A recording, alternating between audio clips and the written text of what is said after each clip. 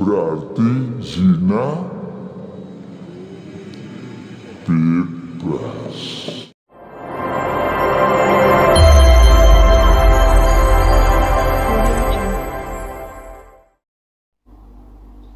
Ya teman-teman, shalom buat semuanya. Kita berjumpa lagi dalam kesempatan kali ini. Kali ini teman-teman, saya akan membahas kepada kita lagi-lagi di mana ada seorang ustadz yang membelokkan kebenaran Tuhan ini teman-teman. Dan mereka menuduh Yesus membebaskan perzinahan teman-teman, atau mengizinkannya. Dan mereka memakai ayat firman Tuhan untuk menyesatkan orang-orang Kristen dan untuk menyesatkan Alkitab ini sendiri teman-temanku. Dan mereka menantang Tuhan dan mereka menuduh Tuhan seperti ini teman-teman. Yang mereka tuduhkan kepada Tuhan Yesus teman-teman itu tidak sesuai dengan apa kebenaran firman Tuhan sama sekali. Dan mereka membaca ayat firman Tuhan di dalam Yohanes 8 ayat 1 sampai 11, dan mereka membelokkan kebenaran Tuhan di sana, di mana ada ustadz dan dia membahas firman Tuhan dengan sesuka-sukanya teman-teman. Pertanyaan saya pribadi dalam hal ini, kenapa ini terus terjadi kepada iman orang Kristen, dan kenapa terus terjadi di bangsa Indonesia teman-teman hal ini? Apakah karena seperti yang kita ketahui, yaitu seperti contoh Yahya Waloni berkata sesuka-sukanya tentang orang Kristen, bahkan dia juga sudah membuat pelanggaran teman-teman tentang hal ini, dan dia dihukum sebentar saja. Tetapi sebaliknya, jika orang Kristen bersalah seperti Muhammad KC teman-teman, dan dipenjarakan bertahun-tahun, kenapa ini terjadi? Kenapa seakan-akan hal ini tidak adil menurut saya? Teman-teman, apakah ini yang membuat mereka sesuka-sukanya membahas Alkitab ini, bahkan menuduh Yesus melakukan hal sekeji itu? Saya mau bertanya, dan semoga ustadz ini mendengarkan video saya ini, bagaimana kalau hal ini terjadi kepada Anda? Apakah Anda terima? Karena Anda bahas kitab suci orang Kristen ini di depan umum. Bahkan bukan sedikit saja ustadz yang membahas Alkitab ini atau membelokkan Alkitab ini di masjid ya teman-teman. Dan menurut saya ini harus dihentikan mereka. Di mana dia membaca ayat Alkitab dan dia tidak menjelaskan sesuai apa yang tertulis teman-teman. Dia membahas kitab suci semaunya, bahkan dia menyesuaikan dengan pikirannya. Nah, sebelum kita baca atau kita bahas lebih lanjut lagi teman-temanku ya, mari kita lihat cuplikan videonya terlebih dahulu.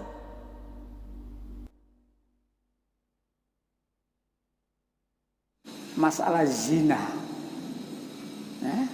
Menurut Alkitab, Injil Yohanes pasal 8 ayat 1 sampai ayat 11.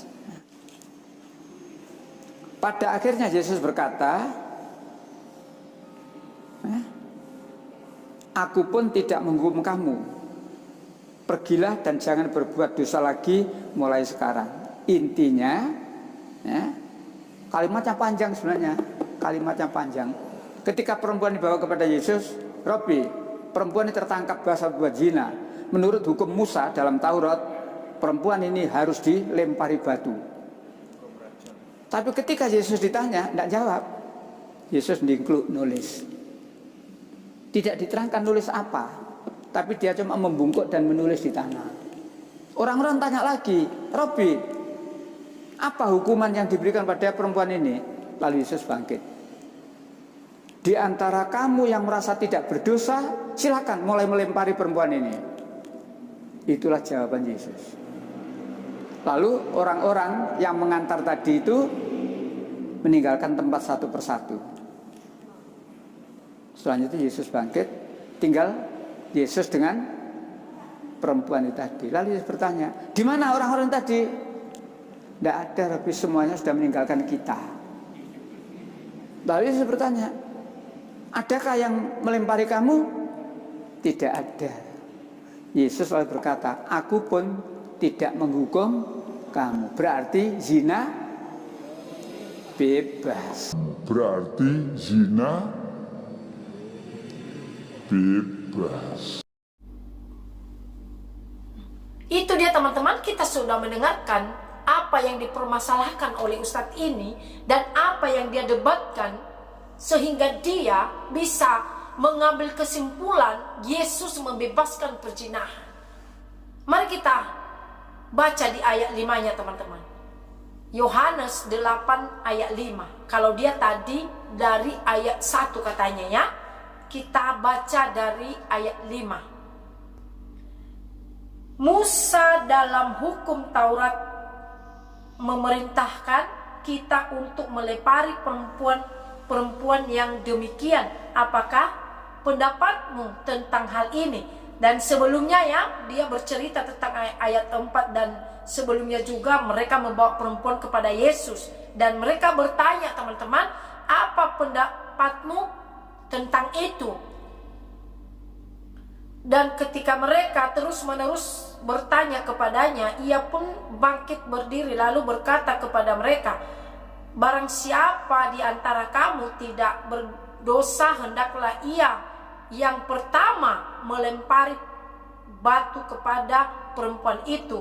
Lalu ia membungkuk pula dan menulis di tanah.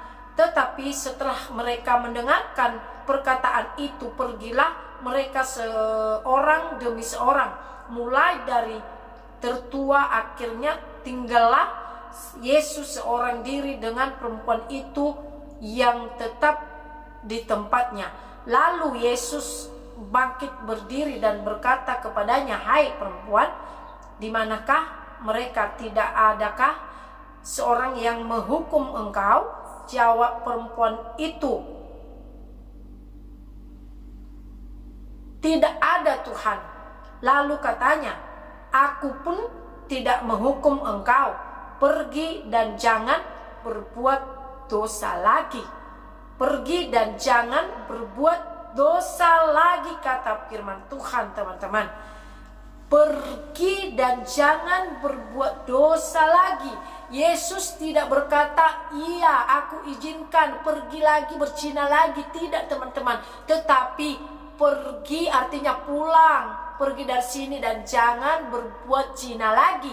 Itu teman-teman ya. Nah teman-teman, mereka pertama-tama yang dipermasalahkan Ustadz ini adalah ayat 5-nya ya. Musa dalam hukum Taurat memerintahkan atau menyuruh ya kita untuk melempari perempuan-perempuan yang demikian. Apakah pendapatmu tentang hal itu? Teman-teman, ingat, sejak Yesus mati di salib, umat Kristen tidak lagi hidup dalam hukum semacam itu ya. Kenapa? Nah, kalau hidup seperti itu atau kita turuti apa kata Ustadz tadi teman-temanku, berarti Yesus tidak perlu mati ya. Tetapi sebaliknya, tidak lagi di situ orang percaya. Salah satu contoh bagi kita seperti Paulus ya, ketika dia belum bertemu dengan Yesus dan belum bertobat, dia adalah pembunuh. Dicatat di Alkitab, orang-orang percaya, orang-orang perempuan dan hamil tidak segan-segan dia membelahnya. Dan apakah Paulus atau Saulus diselamatkan oleh Tuhan atau dia menjadi binasa? Tidak ya. Dia diselamatkan oleh Tuhan, dia dipakai Tuhan dengan luar biasa. Jadi untuk itulah Yesus mati. Untuk itulah Yesus menjadi terang bagi umat-umat yang berdosa. Nah, jikalau seperti apa yang dikatakan oleh Ustadz ini, Berarti manusia selamat karena perbuatan baiknya ya. Padahal tidak ya. Kalau manusia selamat karena perbuatan baiknya, satu pun tak ada yang selamat. Kenapa? Karena dari Adam dan Hawa, manusia sudah dikutuk oleh Tuhan. Sudah melanggar perjanjian Tuhan. Dan tak ada satupun yang bisa membebaskan dirinya dari dosa. Ya. Kalau kita bandingkan dosa perempuan yang berzina ini dengan Paulus, dengan Adam dan Hawa, itu tidak sebanding ya. Nah, dan itu sudah cukup membuat kita ke neraka. Jadi umat Kristen tidak hidup di dalam hukum seperti yang dikatakan oleh Ustadz ini teman-teman ya. Atau ayat 5-nya ya. Yesus sudah membebaskan itu. Makanya yang sudah berbuat dosa jangan berbuat dosa lagi kata Tuhan. Makanya di ayat 11-nya apa kata Tuhan? Aku tidak menghukum engkau. Kenapa tidak menghukum perempuan itu? Karena Yesus adalah terang. Yesus adalah Maha Penolong dan Pengasih ya teman-teman. Dan pergi, jangan berbuat dosa lagi. Karena Tuhan tidak mau juga dipermainkan ya. Kalau sudah diampuni, bertobatlah ya. Nah teman-teman, dan banyak teman-temanku ya, murid-murid Yesus yang hidupnya sebelumnya bukan orang baik-baik, tetapi setelah mengenal Yesus, mereka menjadi orang yang luar biasa dipakai oleh Tuhan. Dan untuk itulah Yesus datang. Dan itulah perbedaan yang ada di dalam Yesus. Dia bisa mengubahkan yang hitam menjadi putih ya. Makanya ada kata firman Tuhan, sebesar apapun dosamu, jika kau datang kepadaku, aku akan menghapuskan dan tidak ingat dosamu lagi, kata firman Tuhan. Dan dia melemparkan dosa kita ke tubir laut ya. Itulah Tuhan Yesus. Hanya Yesus yang bisa memberikan pengampunan seperti itu. Nah, jadi kalau dia berkata zina dibebaskan, itu salah. Itu salah. Semoga Haji ini mendengarkan video saya ini. Karena dia penyesat. Ustadz-ustadz ini banyak sekali mereka yang tidak sama sekali memahami kebenaran firman Tuhan. Tetapi mereka sok tahu teman-temanku ya. Nah, kenapa sih sebenarnya? Karena mereka tidak berasal dari Tuhan. Ya. Karena ada firman Tuhan berkata di dalam Yohanes ini juga teman-temanku ya. Di ayat 37-nya berkata, ada juga keturunan Abraham itu tidak berasal dari Tuhan ya. Ustadz yang seperti ini, dia bodoh akan kebenaran Tuhan. Dia sangat bodoh kataku. Dia bodoh buta akan firman Tuhan. Dia tidak mengenal kebenaran Tuhan. Mari kita baca firman Tuhan dalam Yohanes 8 ini juga. Kita maju ke depan di ayat 43-nya. Sebenarnya dari ayat 37, tapi kita mau mempersingkat waktu teman-teman. Mari kita baca di dalam 43-nya dan 44-nya dulu. Apakah sebabnya kamu tidak mengerti bahasaku?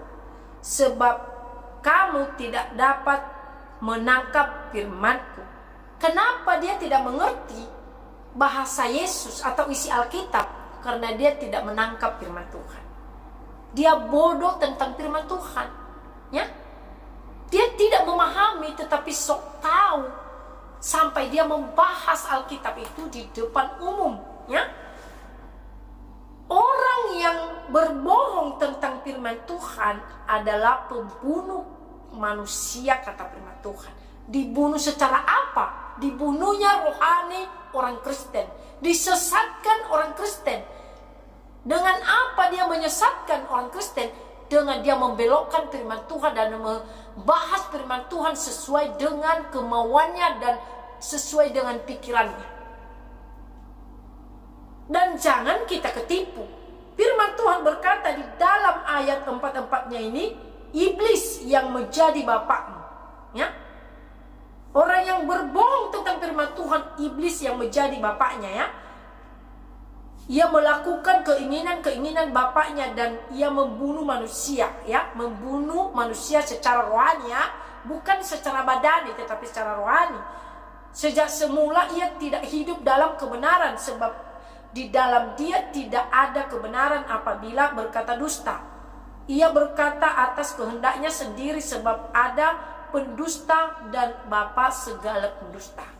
Jadi kalau berbohong tetap firman Tuhan, ia adalah bapa segala pendusta. Jadi itu yang dilakukan oleh Ustadz ini, ya, mirip seperti ini teman-temanku, ya. Dia membelokkan kebenaran Tuhan. Dia membahas firman Tuhan dengan semau-maunya, ya, sampai dia berkata Yesus mengizinkan perzinahan, kan gitu. Gitu kan teman-teman yang kita dengarkan tadi. Kita lanjut di ayat 46 saudaraku, ya, karena kita mau persingkat waktu, tetapi bisa dibaca di rumah, ya, semua ayat ini sampai tuntas supaya kita lebih memahaminya lagi, ya teman-teman. Ayat 46.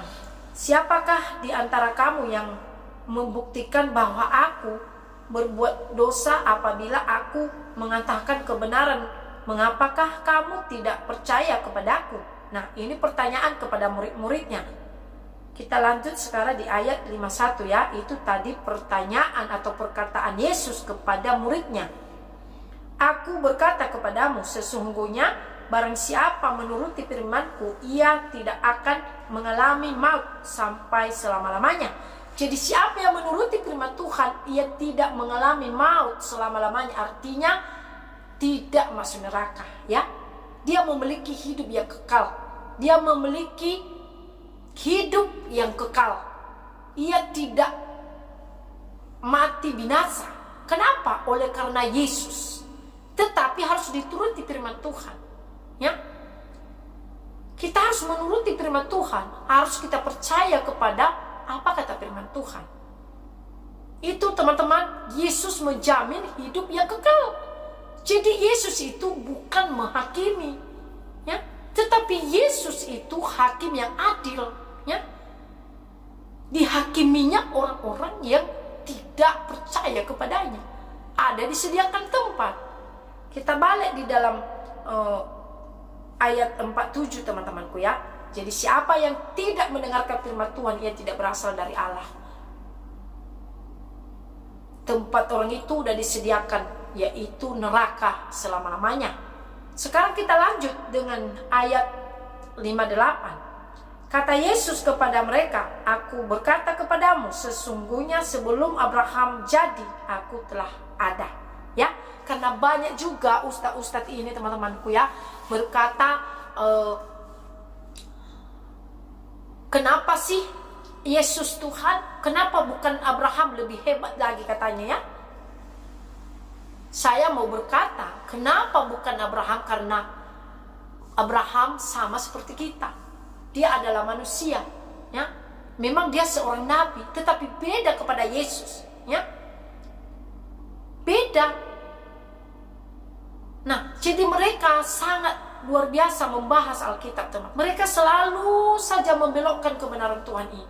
Mereka selalu saja merongrong iman orang Kristen. Dan ini kita harus luruskan, teman-teman. Kita harus meluruskannya. Dan saya juga mau respon saudara dan juga komen saudara untuk ini, teman-teman, ya. Mari komen, berikan masukan kepada kami, ya. Dan jika ada kami kesalahan dalam bentuk ngomongan, mohon kami dimaafkan, ya teman-teman.